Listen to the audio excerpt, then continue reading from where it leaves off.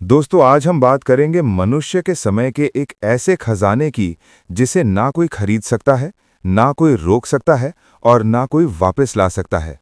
हर व्यक्ति के पास दिन के 24 घंटे हैं, पर फर्क इस बात से पड़ता है कि कौन उन्हें कैसे इस्तेमाल करता है। जो व्यक्ति अपने समय का सही उपयोग करना सीख जाता है, वही जीवन में आगे बढ़ता है। समय के सही उपयोग की कला ही सफलता का पहला और सबसे बड़ा रहस्य है। इस किताब की शुरुआत यहीं से होती है, ये समझाने से कि समय बर्बाद नहीं होता, उसे हम बर्बाद करते हैं। हर सुबह जब सूरज उगता है तो वो सबको बराबर मौका देता है। अमीर, गरीब, ज्ञानी, अज्ञानी, सभी के पास 24 घंटे होते हैं। लेकिन जो व्यक्ति अपनी प्राथमिकताएं तय नहीं करता, उसका समय दूसरों की प्राथमिकताओं में खर्च हो जाता है। किताब कहती है कि अगर तुम समय पर अधिकार नहीं रखोगे तो कोई और रख लेगा। इसलिए पहला कदम है अपने समय को पहचानो, उसका हिसाब रखो। लेखक बताते हैं कि अधिकांश लोग ये नहीं जानते कि उनका समय कहाँ चला जाता है। दिन के अंत में वे थक जाते हैं, पर उन्हें ये समझ नहीं आता कि उन्होंने क्या हासिल किया। इसलिए शुरुआत करो टाइम ऑडिट से। एक हफ्ते तक हर घंटे का लेखा रखो कि तुमने क्या किया, किससे बात की, किस काम में कितना वक्त गया। जब यह सच तुम्हारे सामने आएगा, तब तुम्हें एहसास होगा कि समय की सबसे बड़ी चोरी हमारी अपनी आदतों से होती है। इसके बाद किताब समझाती है कि समय को सही दिशा में लगाने के 3 जरूरी कदम हैं: फोकस, प्राथमिकता और अनुशासन। पहला, फोकस, यानी ध्यान का एक केंद्र होना चाहिए। अगर तुम्हारा मन हर घंटे किसी नए काम की तरफ भागेगा तो तुम किसी में गहराई नहीं ला पाओगे। लेखक कहते हैं, जो हर चीज करने की कोशिश करता है वो कुछ भी नहीं कर पाता। इसलिए एक दिन में सीमित लक्ष्य रखो और उसी पर ध्यान दो। दूसरा, प्राथमिकता। हर काम जरूरी नहीं होता, कुछ काम बस दिखने में जरूरी लगते हैं। इसलिए लेखक सलाह देते हैं कि अपने कामों को 4 भागों में बांटो। पहला, जरूरी और तुरंत। दूसरा, जरूरी लेकिन तुरंत नहीं। तीसरा, गैर जरूरी लेकिन तुरंत। चौथा, ना जरूरी ना तुरंत। सफल लोग अपना ज्यादातर समय दूसरे वर्ग में लगाते हैं, जरूरी लेकिन तुरंत नहीं, यानी वो भविष्य की तैयारी करते हैं, ना कि सिर्फ वर्तमान की आग बुझाते हैं। तीसरा, अनुशासन, यानी अपने तय समय पर वही करना जो तुमने तय किया है। प्रेरणा कभी कभी आती है, पर अनुशासन रोज आता है। किताब ये भी बताती है कि समय का सबसे अच्छा उपयोग सिर्फ काम में नहीं, बल्कि जीवन के हर पहलू में करना चाहिए। रिश्तों में, सेहत में, सीखने में। अगर तुम हर दिन कुछ मिनट खुद के विकास के लिए लगाते हो तो समय तुम्हारा सबसे बड़ा साथी बन जाता है। लेखक कहते हैं, समय तुम्हारा दुश्मन नहीं है अगर तुम उसका सम्मान करो। पार्ट 1 के अंत में लेखक एक गहरा विचार देते हैं। जो व्यक्ति समय की कीमत समझ लेता है, वो किसी चीज की कीमत कभी नहीं भूलता। ये हिस्सा हमें सिखाता है कि समय का उपयोग करने की शुरुआत आत्म जागरूकता से होती है। जब तक तुम ये नहीं जानते कि तुम्हारा समय कहाँ जाता है, तब तक तुम उसे सुधार नहीं सकते। इसलिए पहले खुद का निरीक्षण करो, फिर दिशा तय करो। समय प्रबंधन सिर्फ कामों की सूची बनाना नहीं है, ये एक सोचने का तरीका है। ये समझने की कला है कि कौन सा काम वास्तव में तुम्हारे जीवन को आगे बढ़ा रहा है और कौन सा बस समय खा रहा है। जब इंसान अपने जीवन का उद्देश्य नहीं जानता तो वो अपने दिन की दिशा खो देता है। इसलिए किताब का दूसरा हिस्सा कहता है, समय को उपयोगी बनाने से पहले जीवन को उद्देश्यपूर्ण बनाओ। लेखक बताते हैं कि हर सुबह ये सवाल खुद से पूछो कि आज मैं कौन सा ऐसा काम करूंगा जिससे मेरा भविष्य बेहतर बने। ये एक सवाल तुम्हारे दिन को पूरी तरह बदल देगा, क्योंकि ये तुम्हारा ध्यान व्यस्त रहने से उपयोगी बनने की ओर ले जाएगा। बहुत लोग दिन भर भागते हैं, पर रात में सोचते हैं कि कुछ खास नहीं किया। वजह ये नहीं कि उन्होंने काम नहीं किया, बल्कि उन्होंने गलत दिशा में काम किया। व्यस्तता और उत्पादकता में अंतर यही है। व्यस्त व्यक्ति हर चीज में फंसा रहता है, उत्पादक व्यक्ति वही करता है जो मायने रखता है। लेखक एक सिद्धांत बताते हैं, 80-20 का नियम, यानी पेरेटो प्रिंसिपल। ये नियम कहता है कि हमारे 80% परिणाम सिर्फ 20% प्रयासों से आते हैं, यानी ज्यादातर काम सिर्फ व्यस्तता पैदा करते हैं, परिणाम नहीं। इसलिए हर काम को करने से पहले ये सोचो, क्या ये वही 20% हैं जो मेरे जीवन को बदल सकता है? अगर नहीं तो उस काम को या तो टाल दो या हटा दो। समय बचाने का सबसे बड़ा रहस्य है ना कहना सीखना। हर हाँ जो तुम दूसरों को कहते हो वो अपने समय से ना कहने जैसा है। इसलिए लेखक सलाह देते हैं, स्मार्ट लोग अपने समय की रक्षा वैसे करते हैं जैसे योद्धा अपनी तलवार की। इसके बाद किताब कहती है कि योजना बनाना समय का सबसे बड़ा गुणक है। अगर तुम हर सुबह 10 मिनट अपने दिन की योजना में लगाते हो तो तुम दिन भर का घंटों बचा सकते हो। लेखक एक शानदार फॉर्मूला बताते हैं, PALNA। P prepare, L list, A allocate और N नोट। यानी P अपने दिन के लिए मानसिक रूप से तैयार हो जाओ, L सारे कामों की सूची बनाओ चाहे छोटे हों या बड़े, A हर काम के लिए समय तय करो ताकि वो तुम्हारे नियंत्रण में रहे, N दिन के अंत में ये लिखो कि क्या पूरा हुआ, क्या अधूरा रहा और क्यों। ये प्रक्रिया तुम्हें ये समझने में मदद करेगी कि तुम्हारा समय कहाँ गया और कहाँ जाना चाहिए था। किताब का दूसरा बड़ा संदेश है कि एक समय में एक ही काम करो। आज की दुनिया मल्टीटास्किंग का गुणगान करती है, पर सच्चाई यह है कि ये ध्यान को तोड़ती है। लेखक कहते हैं, जब तुम दो काम एक साथ करते हो तो दोनों को आधा करते हो। इसलिए हर काम करते समय पूरी उपस्थिति रखो। जब पढ़ो तो सिर्फ पढ़ो, जब लिखो तो सिर्फ लिखो, जब किसी से बात करो तो पूरी तरह वहीं रहो। ये गहराई का अभ्यास तुम्हें बाकी लोगों से अलग बना देगा। इसके बाद किताब बताती है कि सुबह के घंटे सोने की तरह कीमती होते हैं। जितना जल्दी तुम अपने दिन की शुरुआत उद्देश्य के साथ करते हो, उतनी ही ज्यादा ऊर्जा पूरे दिन में बनी रहती है। लेखक कहते हैं, दिन का पहला घंटा तुम्हारे पूरे दिन का नक्शा तय करता है। इसलिए सुबह के समय सीखने, ध्यान, योजना और सबसे महत्वपूर्ण कामों के लिए रखो। अगर तुम दिन की शुरुआत उद्देश्यपूर्ण करते हो तो दिन तुम्हारे नियंत्रण में रहेगा, अगर नहीं तो दिन तुम्हें नियंत्रित करेगा। समय का सही उपयोग सिर्फ बाहरी अनुशासन नहीं है, ये एक आंतरिक शांति का परिणाम है। जब मन शांत होता है तब समय का प्रवाह सही दिशा में जाता है। इसलिए लेखक सलाह देते हैं, अपने मन को सरल रखो ताकि समय जटिल ना लगे। हर दिन कुछ मिनट मौन में बिताओ, क्योंकि मौन से तुम्हें पता चलता है कि वास्तव में क्या जरूरी है। समय के सही उपयोग का निष्कर्ष यही कहता है कि जो व्यक्ति अपने हर मिनट को उद्देश्य से जोड़ लेता है, वो किसी भी घड़ी को व्यर्थ नहीं जाने देता। समय को सही दिशा में चलाने के लिए जीवन का मकसद तय करो, ना कहना सीखो, योजना बनाओ और हर पल में पूरी तरह उपस्थित रहो। यही है समय के श्रेष्ठ उपयोग की असली शुरुआत। समय को नियंत्रित करना जीवन को नियंत्रित करने जैसा है। जो व्यक्ति समय पर अधिकार पा लेता है वह अपने भाग्य का निर्माता बन जाता है। किताब का तीसरा भाग इसी गहराई को खोलता है। ये दिखाता है कि समय सिर्फ घड़ी की सुइयों में नहीं बल्कि हमारे निर्णयों में छिपा है। हर निर्णय, हर आदत, हर प्रतिक्रिया, ये सब मिलकर तय करते हैं कि हमारा समय फलदायी होगा या व्यर्थ जाएगा।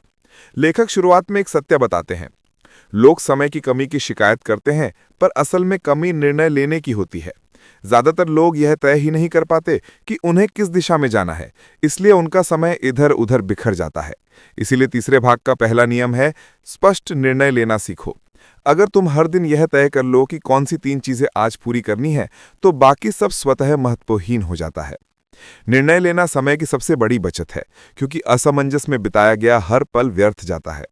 इसके बाद किताब कहती है, समय का सही उपयोग तभी संभव है जब तुम अपनी ऊर्जा समझो।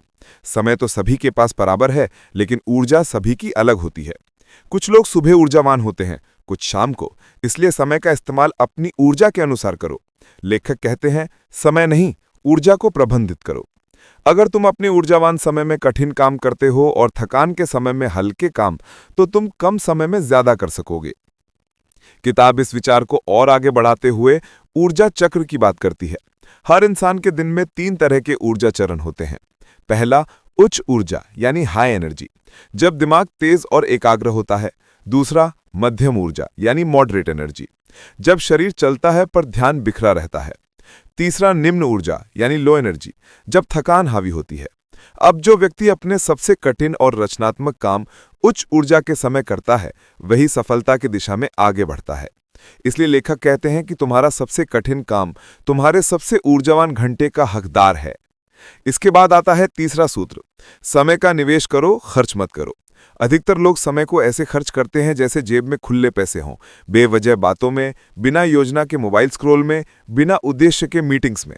पर जो व्यक्ति समय को निवेश की तरह देखता है वह हर घंटे से मूल्य निकालता है। लेखक कहते हैं, जब तुम किसी चीज में समय लगाओ तो खुद से पूछो, क्या ये मुझे आगे बढ़ा रहा है? अगर जवाब हाँ नहीं है तो वह समय की चोरी है। इसके बाद किताब सीखने और समय के रिश्ते को समझाती है।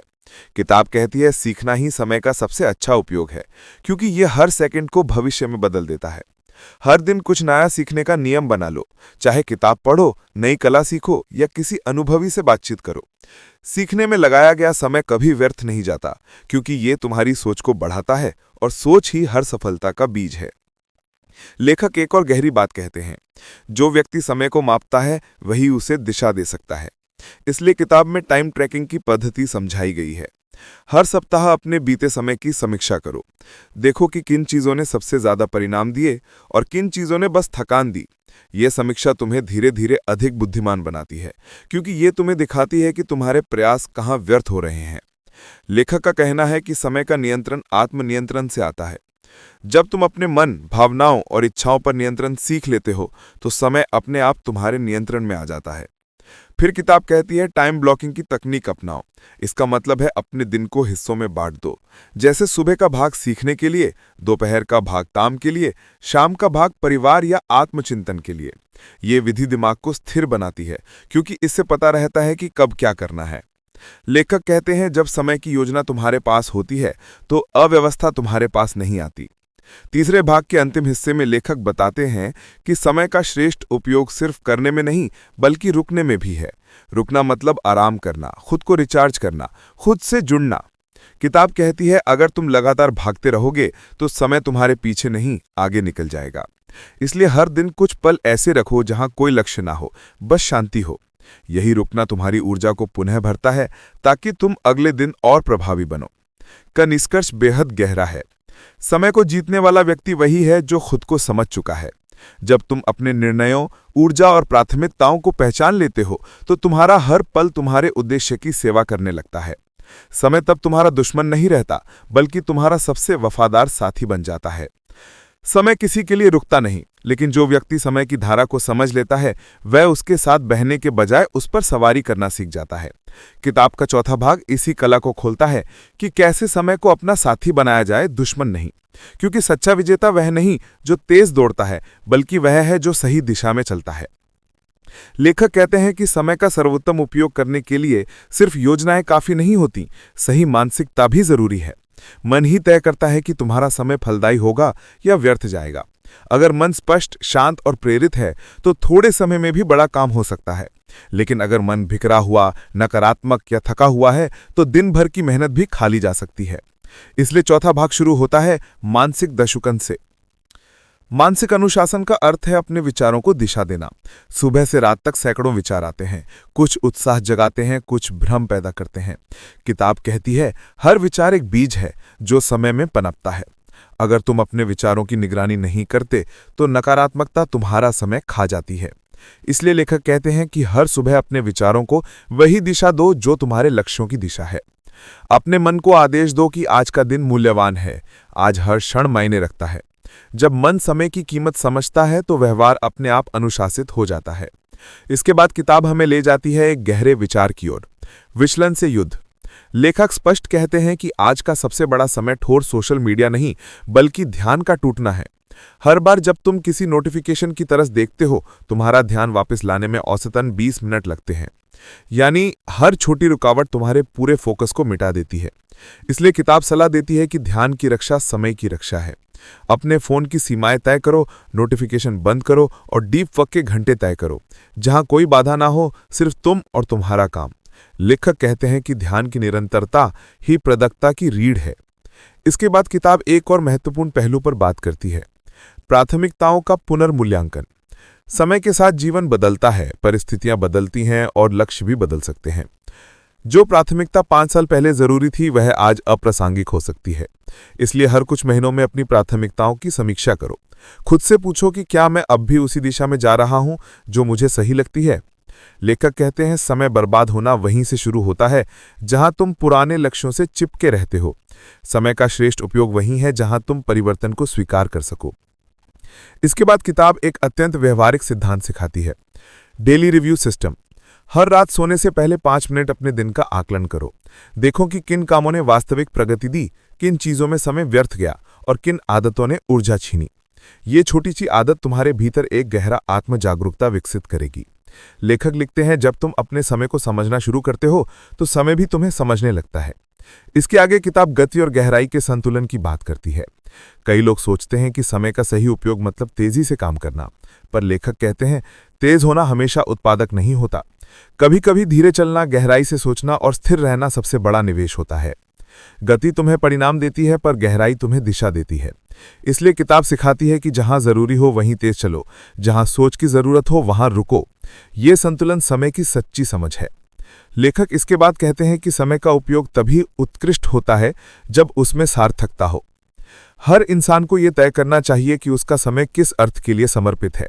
अगर तुम्हारे काम का कोई उद्देश्य नहीं तो व्यस्त रहकर भी तुम खाली महसूस करोगे। लेखक कहते हैं समय को अर्थ दो, तभी वह मूल्यवान बनेगा। कभी किसी सामाजिक कार्य में, कभी परिवार के साथ गुणवत्तापूर्ण समय बिताकर, कभी अपनी आत्मा को शांत करने वाले कामों में समय लगाओ। यही वे क्षण है जो जीवन को गहराई देते हैं।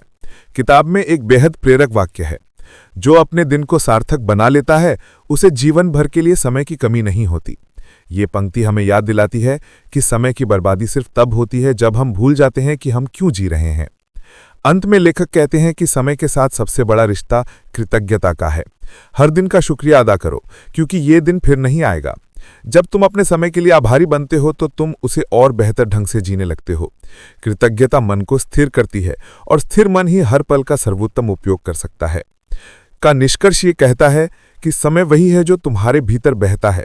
अगर मन संतुलित है तो हर क्षण अनमोल है। इसलिए समय को जीतने का अर्थ है अपने मन को जीतना, अपने ध्यान को संभालना और अपने जीवन को अर्थपूर्ण बनाना। समय वो शिक्षक है जो कभी बोलता नहीं पर हर दिन सिखाता रहता है। जो इसे समझ लेता है उसका हर पल निवेश बन जाता है।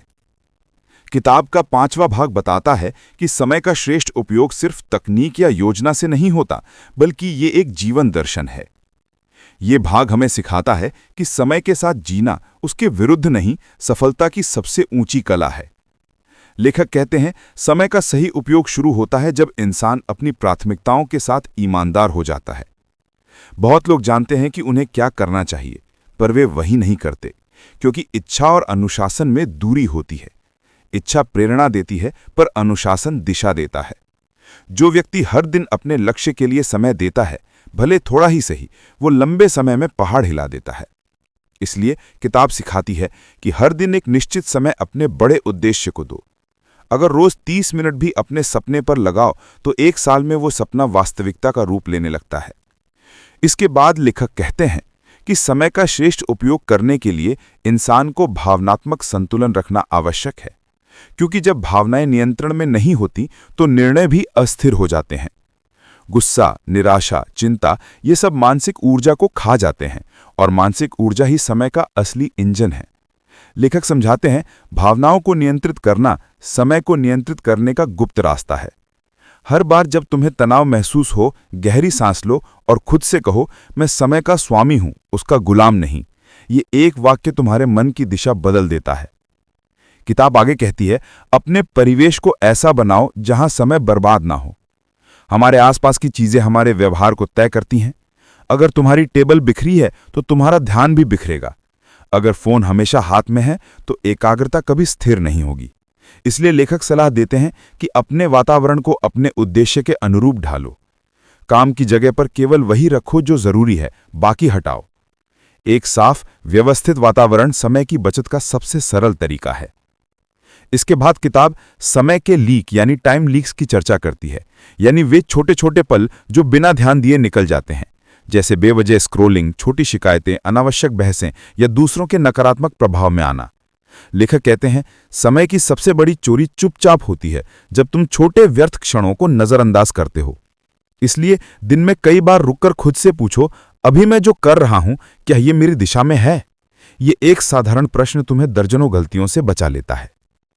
किताब इसके बाद एक बहुत गहरी बात सिखाती है, समय और संबंध का संतुलन। लेखक बताते हैं कि समय सिर्फ काम के लिए नहीं होता, यह संबंधों की मिट्टी में भी लगाया जाना चाहिए, क्योंकि अगर रिश्ते कमजोर हैं तो जीवन की कोई उपलब्धि टिकती नहीं। जो व्यक्ति परिवार, मित्रों और सहयोगियों के साथ गुणात्मक समय बिताता है, उसका मन संतुलित रहता है और ऊर्जा दुगनी होती है। लेखक कहते हैं, सार्थक संबंध समय का सबसे सुंदर निवेश है।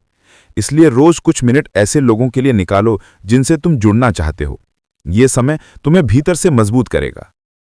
इसके आगे किताब कहती है, समय को बांटने से वो बढ़ता है। ये सुनने में विरोधाभासी लगता है, पर सच्चाई है। जब तुम अपने अनुभव, ज्ञान या समय दूसरों के साथ साझा करते हो तो तुम्हारे भीतर और स्पष्टता आती है। दूसरों को सिखाना खुद सीखने का सर्वोत्तम रूप है। लेखक कहते हैं, समय का सर्वोत्तम उपयोग है किसी और के समय को बेहतर बनाना। कभी किसी को सिखाओ, मदद करो, प्रेरणा दो, ये सब तुम्हारे अपने जीवन को अधिक अर्थपूर्ण बना देता है। अब किताब एक और महत्वपूर्ण बिंदु पर आती है, आराम की कला। समय का सही उपयोग करने वाले लोग ये जानते हैं कि थकान में काम करना उत्पादकता नहीं, गलती है। आराम आलस्य नहीं, बल्कि तैयारी है। जैसे एक तीर पीछे खींचा जाता है ताकि वो दूर तक जाए, वैसे ही विश्राम तुम्हारे अगले प्रयास को शक्तिशाली बनाता है। लेखक कहते हैं, जो आराम करना नहीं जानता वो समय का उपयोग करना भी नहीं जानता। हर दिन कुछ पल ऐसे रखो जहां कोई लक्ष्य ना हो, बस गहरी सांसें, सन्नाटा और आत्मसंवाद। ये तुम्हारी सोच को तरोताजा रखेगा। इसके बाद किताब दीर्घकालिक दृष्टि की बात करती है। समय का असली उपयोग तभी समझ आता है जब तुम आज को भविष्य से जोड़ते हो।